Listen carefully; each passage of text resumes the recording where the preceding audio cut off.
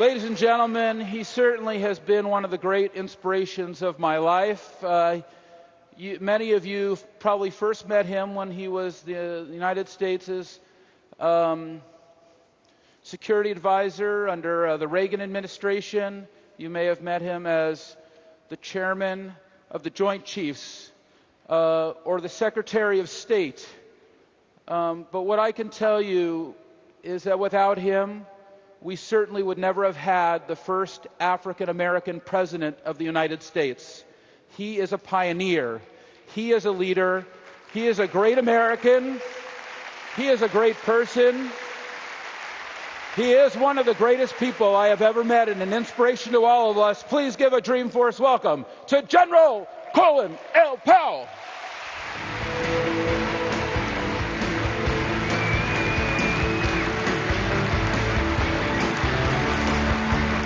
Thank you, General.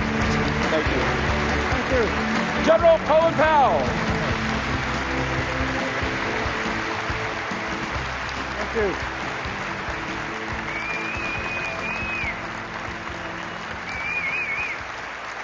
Thank you very much. Thank you. Thank you. Thank you so very much, ladies and gentlemen. It's a great pleasure to be with you this afternoon. And Mark, I thank you for your kind and generous introduction, but far beyond that, I thank you for all you have done. All you have done in creating this great company from nothing just 10 years ago, 12 years ago, really, when you started thinking about it, when we met for the first time. And to think that I was here at Dreamforce just 3 years ago, and it was just a few hundred people, and now I see close to 8,000, shows the strength of this company and how you are reaching out and serving the needs of your clients and serving the needs of society. But the needs of society go beyond just software or learning how to use cloud computing. The needs of society require the kind of donation that you have just made. The needs of our society require the kind of program that you initiated so many years ago after the Summit for America's Future. 111, very simple, very direct. But you made that a central part of Salesforce.com. You made that a central part of the value and virtue system of your great company. And so on behalf of all of us in the America's Promise Alliance, I want to thank you, Mark, for the generosity you and your employees have shown for your fellow citizens, toward your fellow citizens. And I look forward to you continuing this marvelous program and spreading it throughout the country in the years ahead. Mark, congratulations to you for that great success and for all you're doing for society. Thank you, Mark.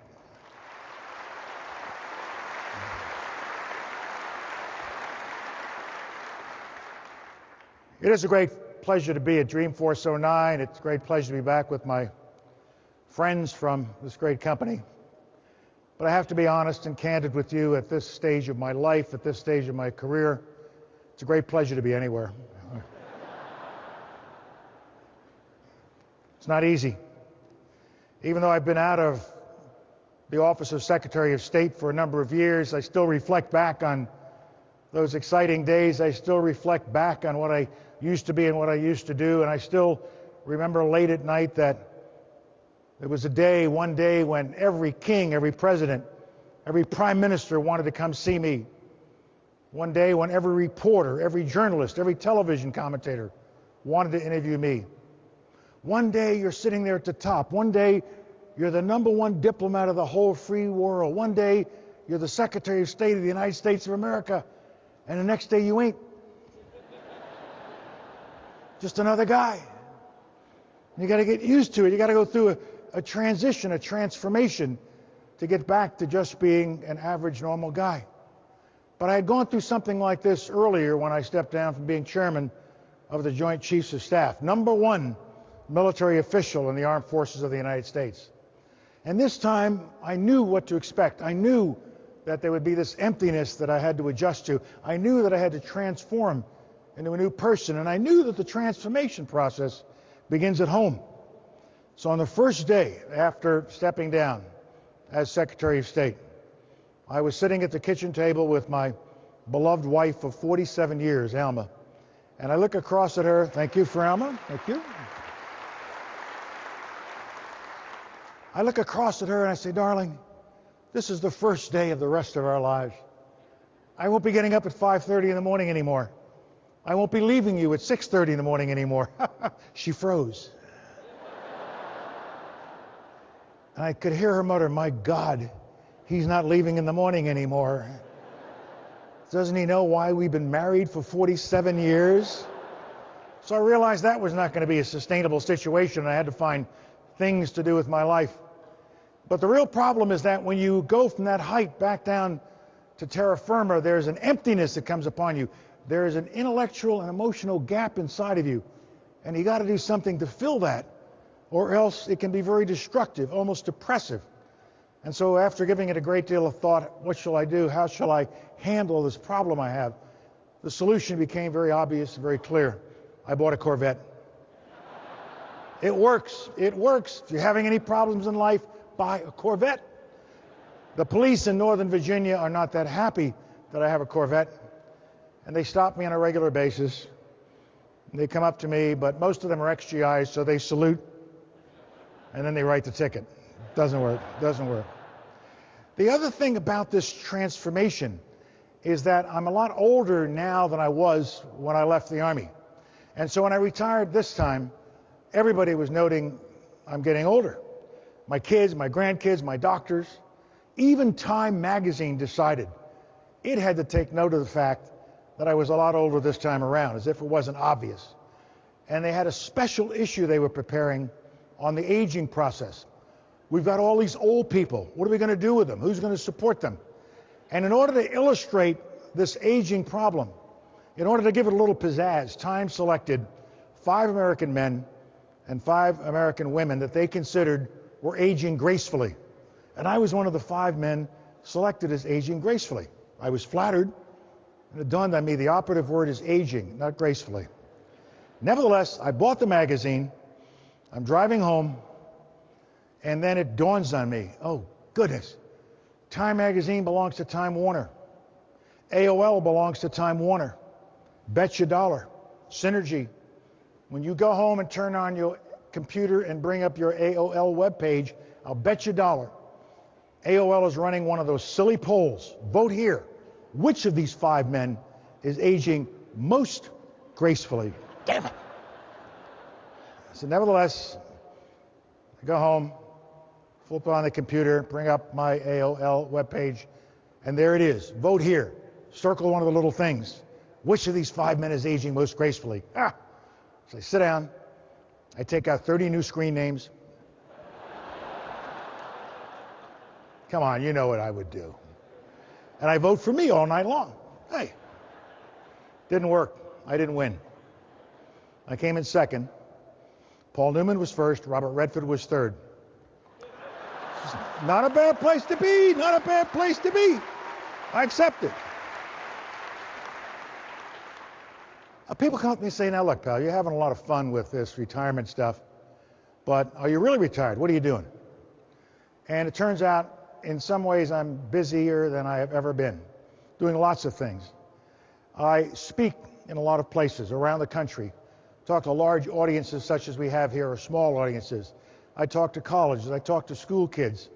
I do a great deal of communication with my fellow citizens around the country. Keeps me out of Washington and keeps me in touch with the reality that is America. We have an economic problem right now. Hopefully we're starting to come out of it. We have foreign policy problems.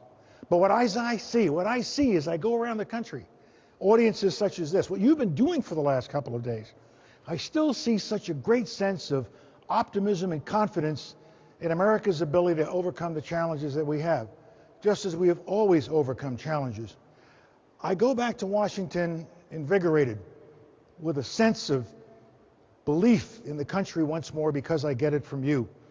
The only thing I regret is I can't bottle up what I see out in the country, take it back to Washington, and pour it over the heads of all of our politicians so they have a better understanding of the greatness of this country and our willingness to take on all challenges and prevail. That's the nature of America. That's what we are so good at.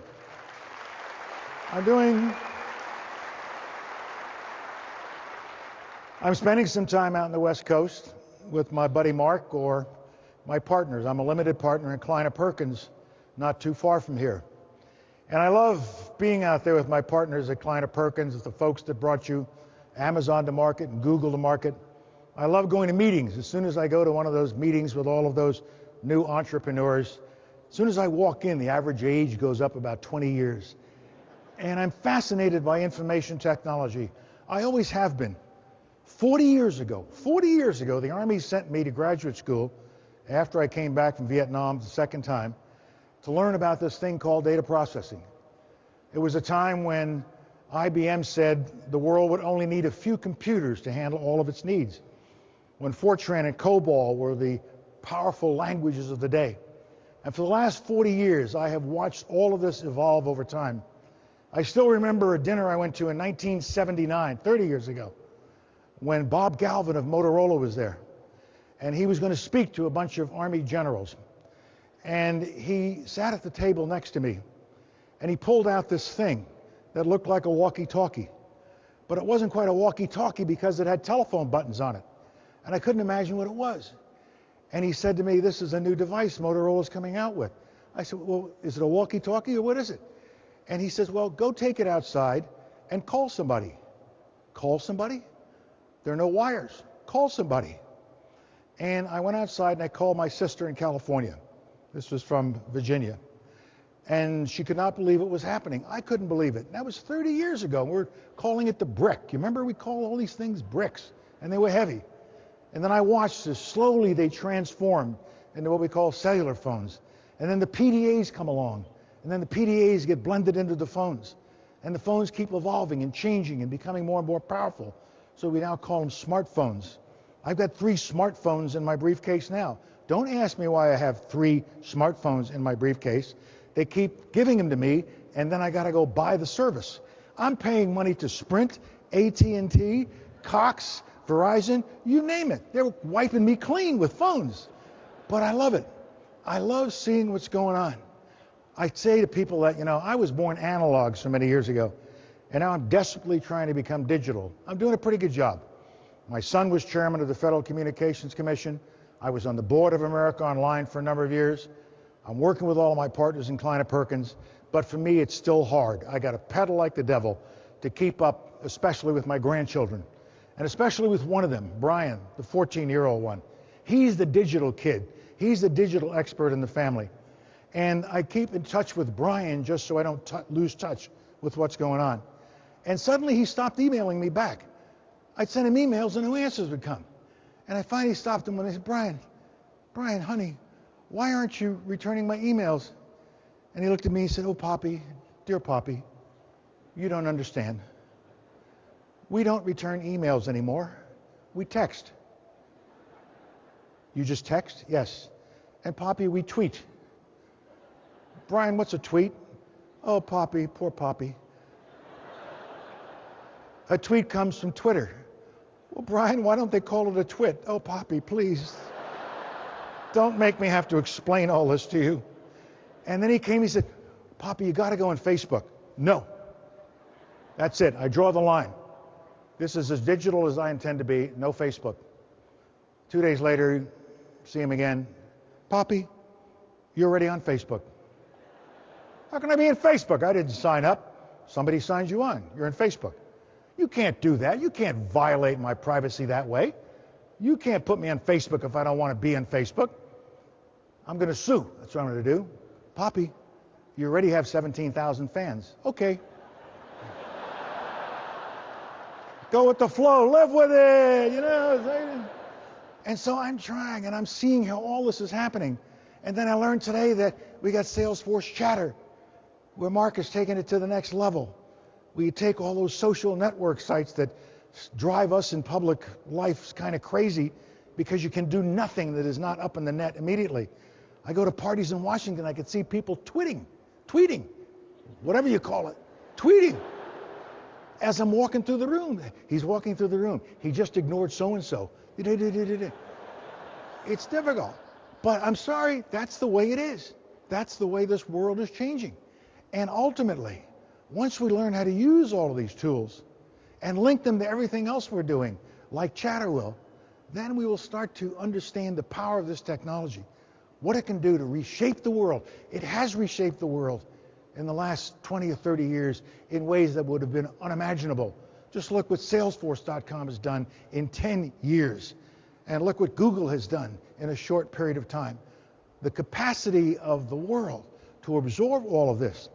And the beauty of it is, sometimes you come up with an idea or come up with a piece of hardware, you don't know exactly what it's going to do. You can't really be sure of its impact. And that's why people like you have to come together like this to get a sense of the power of this new brainware, hardware, software, and how it can be used to provide a product, to provide a service, but above all, how to use it to make the world a better place. And I'm so glad that I'm at a point in my life where I can do more to learn about this and perhaps make a contribution. Doing a lot of other things. I have a lot of other interests. I have a great interest in my alma mater, the City College of New York. I believe the education of our young people is one of the most important challenges we Americans have. Now, I graduated from a public school system. From kindergarten all the way through college, public schools, we didn't have to pay a thing. When I graduated from CCNY, I graduated with a 2.0 average. I'd been there 4.5 years. I changed my major 3 times. And the only reason I had a 2.0 is I had straight A's in ROTC for 4 years. And finally, the authorities at CCNY said, look, we can't keep him around here any longer. We got to get rid of him. The Army will take him, get him out of here, give him his degree, Bachelor of Science in Geology, rocks for jocks and jocks for rocks, and then get him into the Army and get him out of here. That's what they did. But now I'm considered one of the greatest sons the City College of New York has ever had. So as I tell,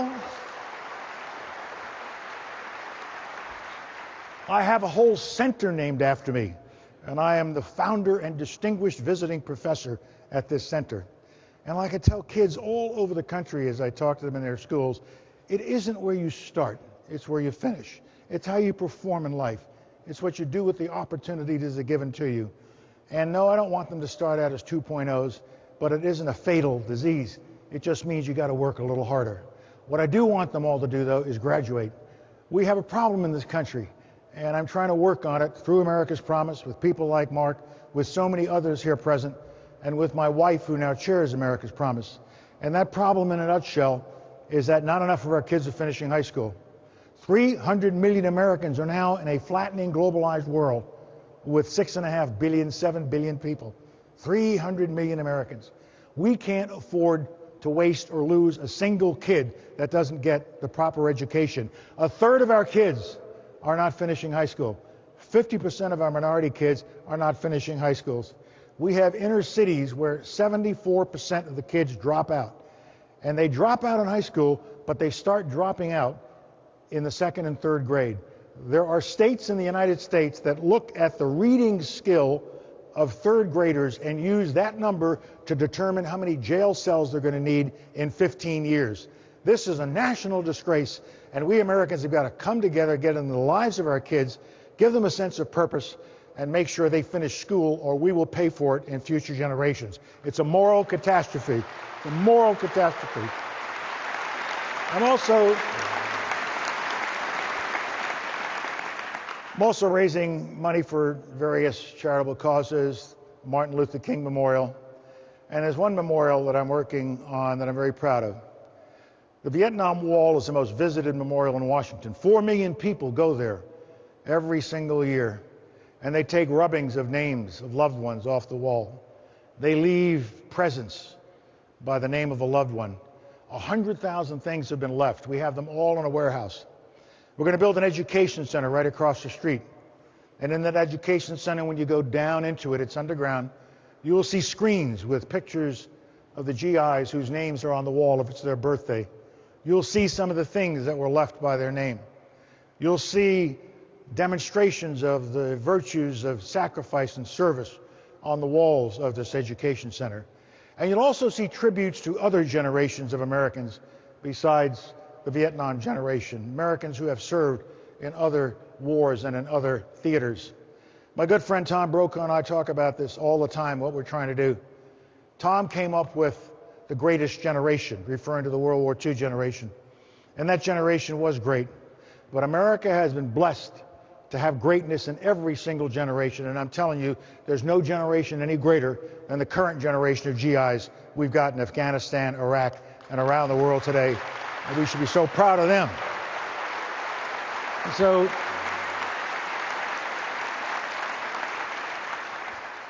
I'm having a good time in this phase of my life, but people will still come up to me and say, well, okay, that's fine, but it can't be the same as being Secretary of State. You got to miss it. No, I don't miss anything in life. There's no point in it. I go through life looking through the front windshield. What's next? I don't look to the rear view mirror. I don't look to the side view mirrors. There's nothing I can do about what's behind me. I always want to know what's next.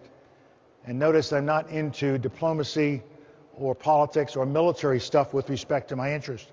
I have broad interests. I want to know what the leading technologies are. I want to know where we're going as a society and as a nation. When people say, well, that's a good positive attitude to have, but we're not buying it entirely. There's got to be something about being Secretary of State that you miss, that you no longer have. You got to miss something. So, yeah, okay. I miss something, and I miss just one thing, and I miss it very, very badly. I miss my airplane. I used to have my own 757. Everywhere I went, it was always waiting at the VIP terminal when it was time to go. When it was time to go, I'd go to the terminal, I would drink tea with my host, and I would wait while they rolled a long red carpet out to my plane. When it was time to leave, the carpet was in place, I'd say goodbye, put down my teacup, and I'd start down the red carpet to my plane. A band would be playing. There'd be an honor guard. And then I would walk down the red carpet waving to the adoring crowds. I get to the steps. My left foot hits the bottom step. Pilot starts the right engine. I get to the top. Pilot starts the left engine. I go into a private cabin. I put on my seatbelt and I sit there and I wait until a steward comes in with a Diet Coke on a silver tray. Then he would take the Diet Coke and he would pop it on the table in front of me so that it could be heard outside. And as soon as they heard the Coke hitting the table, the plane would immediately start to move. It was cool.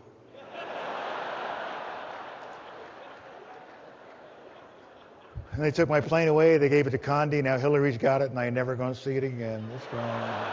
It's all right. It's all right. You know, stuff happens. Stuff happens. You got to get down. Wait a minute.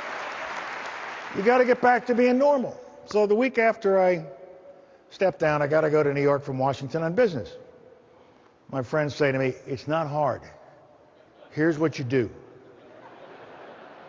You get in your car and you drive down to Reagan National Airport and you go in the garage.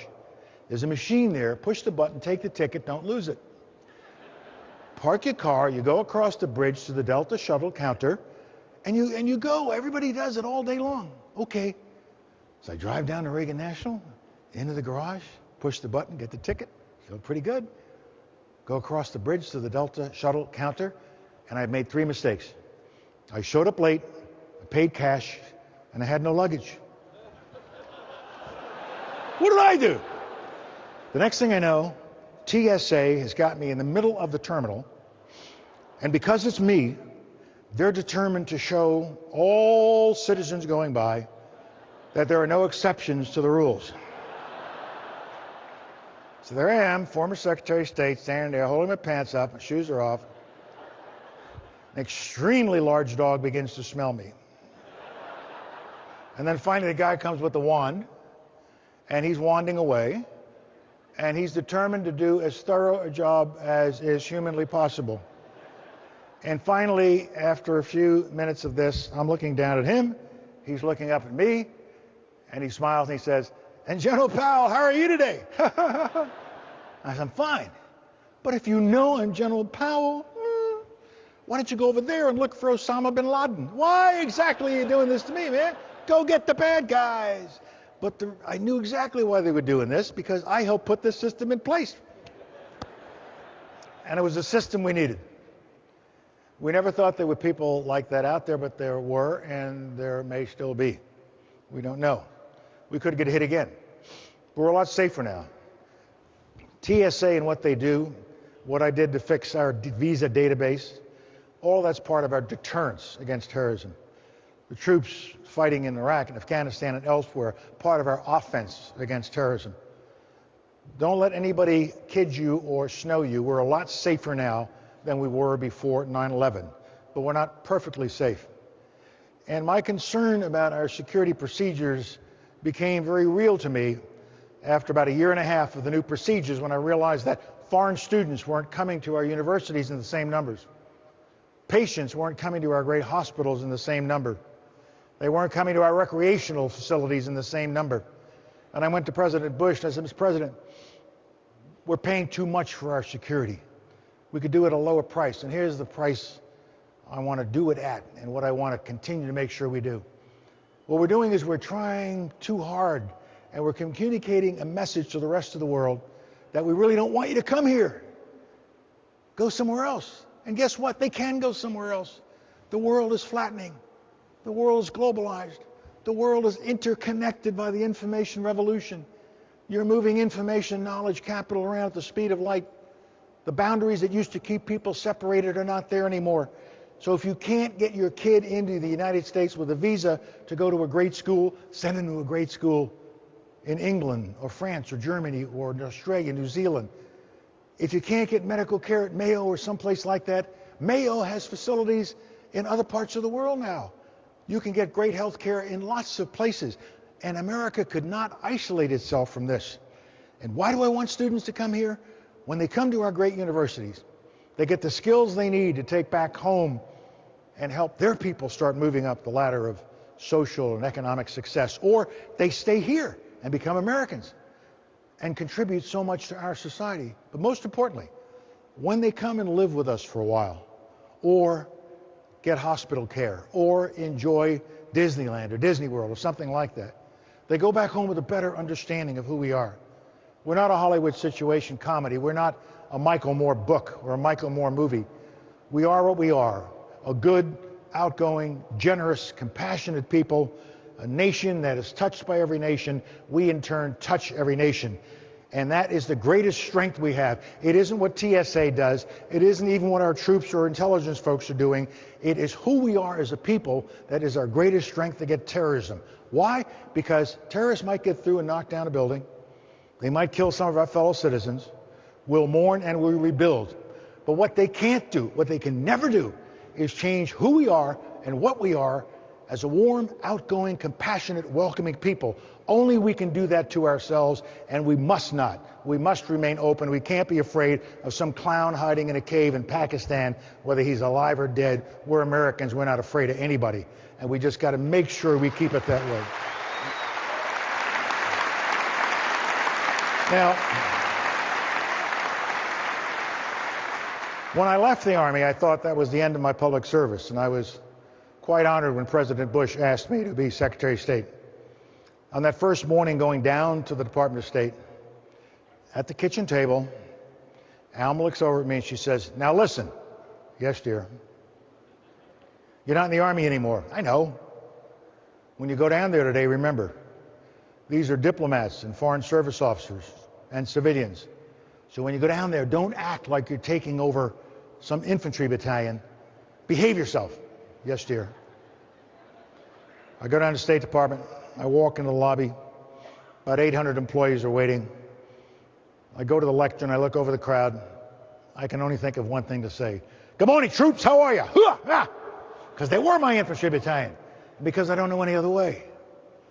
I've been privileged to lead, manage, and command units as small as 40 soldiers and organizations as large as 3 million. I've led, managed, and commanded in the nonprofit sector, in the profit sector, you name it, and I've seen it all, in the political, diplomatic sector. And what I've learned over all those years and all those leadership and management opportunities is that there is a constant throughout it all. And that constant has to do with the leader's relationship with followers. And everything I learned about this, I got at the infantry school at Fort Benning, Georgia, as a young 21-year-old lieutenant after they kicked me out of CCNY. I went to the infantry school, and as you drive on to Fort Benning, you see the motto, "Follow me." Me is me, but follow is the verb. Follow is what they drill into us. And followers and followership was the coin of our realm. They said, Lieutenant, your role in life as a leader is to get the followers with you, to make them believe in what you believe in. And to do that, you have to have a set of beliefs that you can communicate to them and make them their beliefs. You've got to give them missions and goals. That's the standard language you see in a PowerPoint presentation, missions and goals. But I like to elevate that. You've got to give your followers a sense of purpose. A sense of purpose. We are here not just to provide a service or to make a product, but we're here to contribute to our society. It's higher than a mission. It's higher than a goal. It's a sense of purpose. And the best leaders I have known and the ones I've tried to follow are those who communicate to the followers a sense of purpose with passion, with determination, with enthusiasm, with the kind of intensity that Mark always appears before you. That sense of purpose and that intensity and that infectious passion goes throughout a whole organization. Everybody picks it up. If the leader believes this strongly about it, then I have to believe this strongly about it. It also means that the leader is sensitive enough so that he senses the sense of purpose every individual has and appeals to their sense of purpose. And it all rolls up into the purpose of an organization. And so they drilled into us all the time. People have to believe. Leaders have to believe. Leaders have to be infectious. What you want to do is not just have followers that are motivated. Motivated is a good word, but the better word is I want people working for me who are inspired. Inspired. They're self-motivated. I want people working for me who will do not only 100% of what the science of management says they can do, but they're going to do 110% because they're inspired to do what I want them to do, what I need them to do. And to do that, you have to touch every follower in an organization. Great leaders have to be great communicators and have a sense of empathy. I had a suite in the Secretary of State's floor that was redone so it looks like an 18th century colonial mansion. And I had antiques in every room. And when I left at night, somebody cleaned it. And I made sure that that person understood that they were not a janitor. They had a purpose far above being a janitor. Their purpose was to make sure that tomorrow morning, when kings and presidents and people from all over the world came to see the Secretary of State, came to see the Department of State, came to see America, they walked into a place that was gleaming. And it was gleaming because this individual caused it to gleam. So you're not just a janitor, you're not just cleaning desks or sweeping floors. You have a sense of purpose that goes beyond that. The second thing they drilled into us was take care of the troops. People won't believe in you. They won't believe in your rhetoric unless you also give them what they need to get the job done. Give them the tools they need. Give them the skills they need. Constantly be improving on the tools and the skills required to get the job done. In the military, we're constantly looking at the environment we're living in. What's the enemy doing? What we're doing? What's the weather like? What's the terrain like? How can I improve what I'm doing? Is it through Salesforce? What element of the clouds do I want to be in? All of this is part of giving your troops the tools they need to get the job done so they will believe in you. Leaders have to set the example. Increasingly, people are looking for leaders in America with moral and physical courage. Leaders who stand up to be counted. Leaders with integrity and character and ethics. Leaders who followers want to follow. Leaders who are never hungry, tired, afraid, or scared, even as the followers may be hungry, tired, afraid, scared, absolutely exhausted. The leader must never show those emotions. The leader must always be the role model. Leaders have to take care of the people entrusted to their care. It's the most important asset you have. It's not just servers. It's not anything like that. It's the human beings that are entrusted to your care. And the great leaders I have known understand and appreciate all of this to the depth of their heart. How do you take care of your followers? Well, you give them adequate compensation. You give them awards and medals. You send them to great conferences. But very often it's just a matter of, you're doing a great job. I'm so proud you're part of my team. I just called your wife and told her how happy we are your family is a part of our family. It doesn't take much to show that kind of human connection to somebody who's doing a good job. I write hundreds of little notes, 4x6 cards, Colin Powell on the top. I'll write 3 sentences when I see something good. Hey, I was down your area today. I saw what you're doing. I heard about what you're doing. Thank you for doing such a great job. Warm regards, Colin. Cheers, Colin Powell.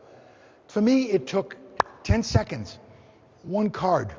The next time I'm down in that area, the guy has mounted it in a $150 frame. He has made 1,000 copies to send to every relative he has ever had. It is not hard to touch human beings in that manner, to let them know how important they are to the success of your organization, because they are vital to the success of your organization. Great leaders also have to be disciplinarians.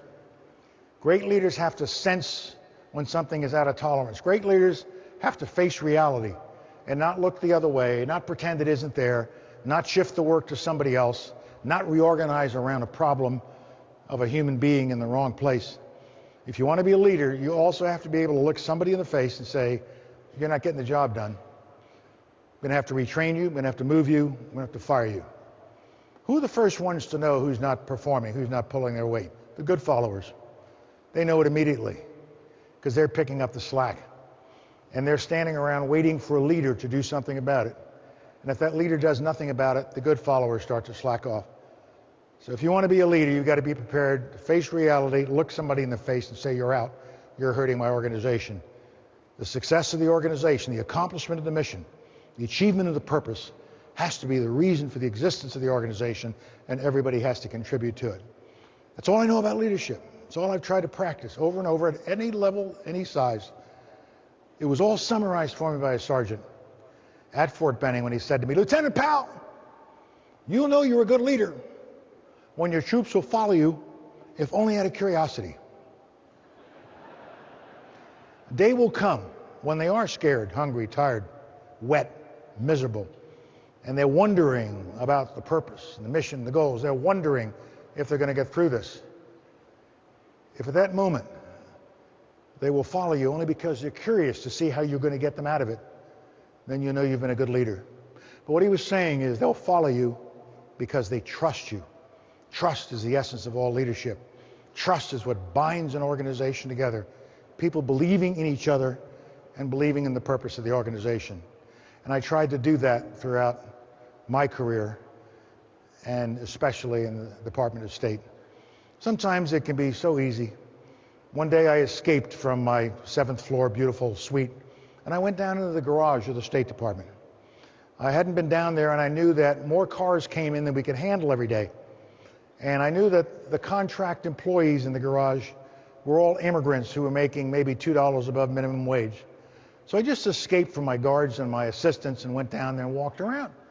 And after a while, they spotted me. The drivers spotted me. They came up, Mr. Secretary, can we help you? Are you lost? Can we show you back to your office? I'm not lost. I want to come see you guys. You want to come see us? Yeah. Good job? Yes, sir. Where are you from? Somalia. Where are you from? Puerto Rico. Where are you from? Colombia. How long you been here? Tell me about your kids. Too much carbon monoxide down here? Is it okay? You guys bothered by any of that? Is there anything else I could do to make this job better for you, easier? We just talked for a while. Secretary of State and the drivers. And then I asked the following question. I said, you know, we have to stack the cars, 1, 2, 3, because there are so many of them. How do you decide when they come in who's number 1 and gets out first, who's number 2, and who's number 3 last? And they smiled to each other. And then finally one said to me, Mr. Secretary, it kind of goes like this. If when you pull in the morning, you lower your window and you look out the window at us and you smile and you say, good morning, how are you? You're number 1. If, however, you come in the morning, you don't lower your window, you look straight ahead, and you just keep on going, you're going to end up being number 3. Just recognize us as human beings providing a service, and we'll do anything for you that you ask.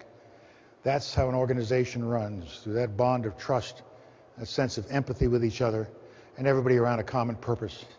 And I worked hard on that. I worked very hard on it. And it was necessary in my 4 years as Secretary of State because of the challenges we faced. Challenges that are still with us.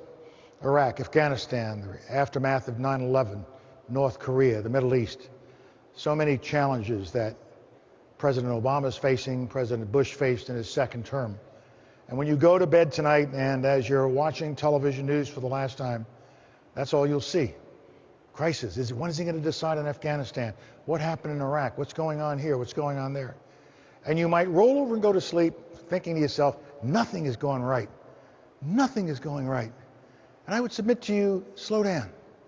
Step back and take a look at what really has happened in the world in the last 20 and 25 years. And I would submit to you, a lot has gone right that we sometimes don't give ourselves credit for. I think back to when I started, at a time when the United States and its allies were facing two great empires, a Russian empire behind an Iron Curtain, Chinese empire behind a bamboo curtain, both driven by an ideology called communism, which they believed was superior to our ideology, superior to democracy, superior to capitalism. And they were determined to prove it. And if it came to war, they were building up their forces. Our response was to contain them behind the iron and bamboo curtains until truth prevailed. And we would see what happened in due course. And that was all I did for the first 30 years of my adult life. Contain the bad guys. So as a young lieutenant, right after Benning, they sent me to the Iron Curtain, place called the Fulda Gap. My commander took me up there and said, Lieutenant Powell, with your 40 soldiers, you guard between these two trees. When the Russian army comes, you stop it. Hey, man, no problem. I'm from New York. 28 years later, I had served 2 years in Vietnam, a year in Korea. But 28 years later, I'm now a lieutenant general, 3 stars. I have command of 75,000 soldiers, right back at the same place, the Fulda Gap. Mission was the same, slightly wider section. When the Russian army comes, you stop it. This is great. I've studied for 3 decades to do this. I know exactly what it's all about. And the world is coherent and understandable to me. And then within 8 months, it all started to come apart. All started to come apart.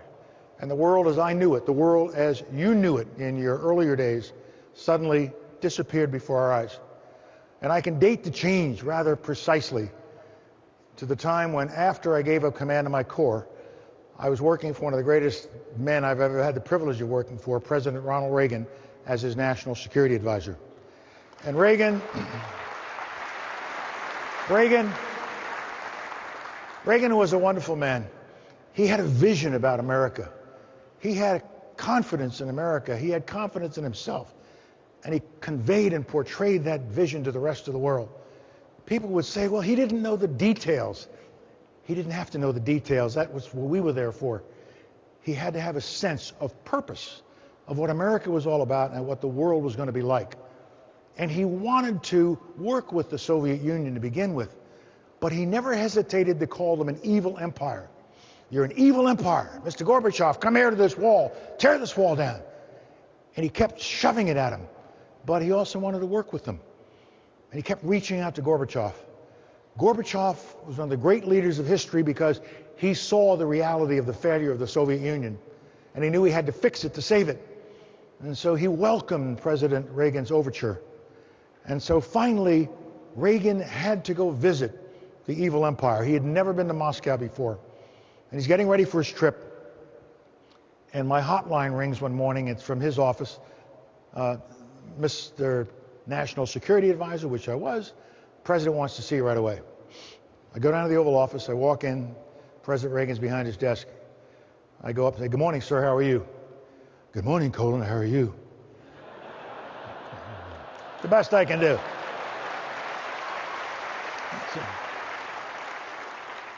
I'm fine, sir. What's up? Well, you know, Colin, I'm getting ready for my trip to Moscow, but you go first. You go first and you listen to everything Gorbachev says, and you come back and you tell me it all. Okay, yes, sir. Go to Moscow. Go to the Kremlin. Sit across the table from President Gorbachev. And he's not happy this day. He doesn't think we're responding well enough to all the initiatives he started.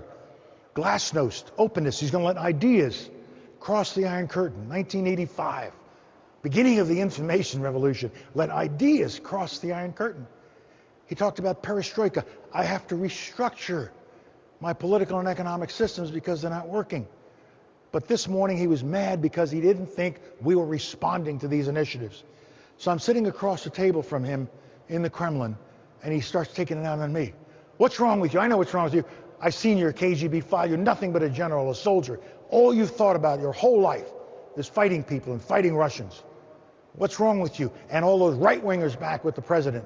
You've got to change your way of thinking. You've got to work with me or I'll not be successful. So please convey that message back. And it begins with you. Start thinking anew. Don't think in old terms. And he's going on and on and on and on. I didn't come here to be lectured to by this guy. And so he keeps going on. I keep thinking to myself, I don't care what you say, you're still a commie. You know? Finally, he realizes he's not making the sale. So he stops talking. And he looks up above his head into the cloud. That's pretty good, Mark, huh? And he grabs an idea, a thought. And he looks back down, and he looks across at me over the table, and now his eyes are twinkling, and a little smile comes across his face. And he says to me, General, I'm so very, very sorry, but you will have to find a new enemy. I thought to myself, I don't want to. We got a good deal going here, man. You got your allies, I got my allies. You got your market share, I got my market share. Just because you're having a bad year, why do I have to change? He was having a bad century. 2 years later, something I never thought I'd see in my lifetime. The Berlin Wall came down. Germany unified. The Soviet Union fell apart completely. All those Eastern European nations became free. Gorbachev got pushed aside because he was a reformer and they needed a revolutionary to take over. And Europe was whole, free, and at peace. For the first time in several hundred years, no prospect of world war, Holocaust, or anything like that. It was a great triumph for the human spirit and a great triumph for American foreign policy. And we now are working with a Europe where we don't have to worry about the problems of the past. And we're watching the Russian Federation as it comes along. Now, don't worry about Russia becoming the Soviet Union again. Don't let anybody scare you like that. They're doing too well selling oil to the rest of Europe and to others throughout the world. We have to be careful. President Bush looked in Mr. Putin's eyes famously and said, I looked into his eyes and I saw his soul. Well, now, I looked into his eyes too, and there's still a little KGB in there. But it's not going to be the Soviet Union anymore. What a great triumph. What happened in the other part of the world? What happened behind the bamboo curtain? Even before Gorbachev, a man named Deng Xiaoping came into power. 1 billion people in China going nowhere. And so he realized that they had to keep their political authoritarian system, as we saw demonstrated again this week when the president was there, but they had to change their economic way in the world. And so what they do, they started selling to us. They started trading with us. They opened up. They became members of the World Trading Organization. And they have seen a level of success and wealth creation that China had never experienced before. Millions, hundreds of millions of people moving into the middle class. But they still have 800 million who are dirt poor. So they have to keep selling to Walmart. They have to keep getting investment. They have to keep creating their own industries, and they've got to get hundreds of millions of people off those farms and into production and into services. But they're not looking for trouble. They're not going to be our enemy, notwithstanding what some people would claim. They're doing too well by being our friend. India, the same thing, 1.3 billion people who used to be on the other side of the ledger from us, now a strategic partner. Russia, a couple hundred million, getting smaller and smaller. 1.3 billion in China, 1.3 billion in India. You look at the rest of Asia, you look at Latin America, more and more democratic nations coming forward. Don't pay any attention to Hugo Chavez. Pay attention to what's going on in Brazil and the other democracies within Latin America. And when you look at the world that way, there is a lot that is going right. Even Africa is starting in some ways to stabilize and requires more of our assistance.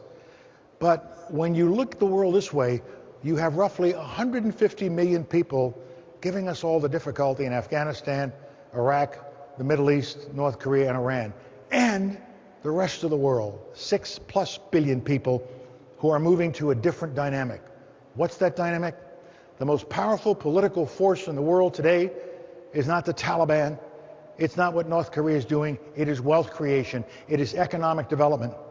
It is finding out how to act and behave and build an economy in a world that is being driven by the information revolution, in a world that is flattening, in a world where people are expecting these new democracies to create wealth, to lift people up out of poverty, up out of despair, give their kids good schools. That's what people want in the world. With that kind of wealth creation taking place, with more people living under democracy now than ever before, it requires what? Energy. And so we now have a challenge with energy. How do we generate more? What kind of alternative sources can we get? What kind of conservation techniques should we be applying?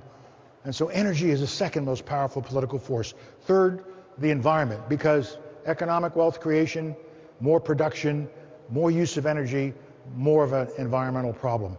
And America cannot ignore global warming. Frankly, we have to be in the lead of solving the global warming problem, not following anybody. So those are the challenges. It's a world that is far more promising than the world I started out in. But tonight, on television, it'll be Afghanistan, Iraq, North Korea, and Sarah Palin's book tour. That's what we're going to be worried about. The vividness of the transient impression. And you won't see the kinds of things I just discussed, but I'm telling you they're for real. The one thing that's constant in all of this is that America is the leader of all this. America, notwithstanding the fact that we are not in the same superpower status that we were some years ago. There are other centers of power. A European Union about to have its own president. China, Japan, Brazil, India, all of these countries are coming up and are centers of influence and power. But we're still the one they look to. We're still the one that will have to deal with North Korea and Iran in the Middle East peace process. We're the ones that are standing fast in Afghanistan. And I don't know what the president will decide. He's got a tough decision to make because he's being asked to send more troops, but it's resting on a very fragile base, and that's the government in Kabul, President Karzai and his government. And he's been told he's got to get his act together if you want continued American support. We can't just send our troops over there and work for a government, try to save a government that is fundamentally corrupt and broken. You got to get your act together, Mr. Karzai, and I hope that's the message he's finally getting to understand and respond to. In Iraq, we're on our way out. They hopefully will have elections in January, but whether they do or they don't, their destiny is in their own hands, and they're on their way out. We're on the way out. The other problems are ultimately diplomatic problems to be solved in due course: North Korea, Iran, the Middle East. They won't cause wars. The constant in all of this, people look to America. Yes, our standing dropped in recent years, but even when our standing dropped to the lowest point over the last 10 years, at every embassy and consular office, every morning, people were lined up. And when they got to the window, they all said the same thing: I want to go to America. We're still the land of hopes and dreams and opportunity. And in the last year, with a new president, even though he's facing the same problems and hasn't solved many of them, he's changed the attitude of the rest of the world toward us. But that attitude was always there. Don't sell ourselves short with respect to the drawing power that we have in the world and the fact that the world expects us to be leaders. Anytime I have any doubt about this, any question in my own mind, I think of two little stories that I'd like to share with you as I close. Two little stories that just jogged my memory and touched my heart a little bit. The first story has to do with a Japanese businessman, very, very successful. He owned many companies, many conglomerates. He was a multi-billionaire. He traveled all over the world. And one night he was being interviewed on Japanese television. And the interviewer said to him, "Hi, of all the cities in the world that you visit, which city is your favorite?" And he immediately said, "New York." And the interviewer said, "New York? Why New York? Why not London, Paris, Rome, San Francisco? Why New York?" And he said, "Because New York is the only city in the world where, when I walk down the street, people come up to me and ask for directions." Also San Francisco, Chicago, you name it. That's who we are. A nation of immigrants drawn from all over the world. No other country like it, where the diversity can be our source of strength. Final story, New York. Whenever I'm back in my hometown, I love walking up Park Avenue on a beautiful afternoon, watching the world go by, looking at the churches and the beautiful stores and shops and buildings, just enjoying myself. But I always stop at one of the cross streets, the numbered cross streets, and buy a hot dog from the immigrant pushcart peddler, one of those famous New York hot dogs with a special New York mustard and a red onion relish. Gotta have one. I love them. I even did it when I was Secretary of State. I would come out of the Waldorf Astoria. I would start up Park Avenue. And in those days, I would have 5 bodyguards around me, all looking like this. And I would have 3 New York City police cars that would roll alongside of me slowly up Park Avenue to make sure nobody whacked me as I was walking up Park Avenue. And I would go up to the peddler and I would order my hot dog and remind him mustard and red onion relish. And he'd start to prepare it and he'd look around and he'd see the bodyguards and he'd see the 3 police cars and he'd go, I've got a green card, I've got a green card. No, it's all right, sorry, I know where it's me. Oh. But now I'm all alone. No bodyguards, no police cars. So go up to the peddler, I'll order my hot dog, mustard, red onion relish. Fixes it, and he starts to hand it to me. It goes something like this. I know you. I see you on television a lot. You're General Powell. Yes. Oh. You hand me the hot dog. And I'll hand him the money. No. General, you can't pay me. You don't have to pay me. America has already paid me. I'm here. I'll never forget where I came from. Never. But now I'm an American. My children are Americans. So please, General, take the hot dog and thank you. And I thank him for his generosity. Continue up Park Avenue, eating my hot dog, and just reflecting that this is the same country that greeted my parents the same way 85 years ago, giving them an opportunity for a better life. And as long as we as a people, as long as we the people, don't forget that that is our greatest strength. It is our belief in democracy, our belief in the human spirit, our belief in freedom, and our belief that we have a solemn obligation to our fellow citizens and our fellow citizens of the world to make the world a better place, and that America is the leader of that world that wants to be free. As long as we don't forget that, we will continue to create great opportunities and will continue to solve the problems of the world. America's best days are still ahead. Thank you very much. Thank you very much. Thank you very much. Thank you.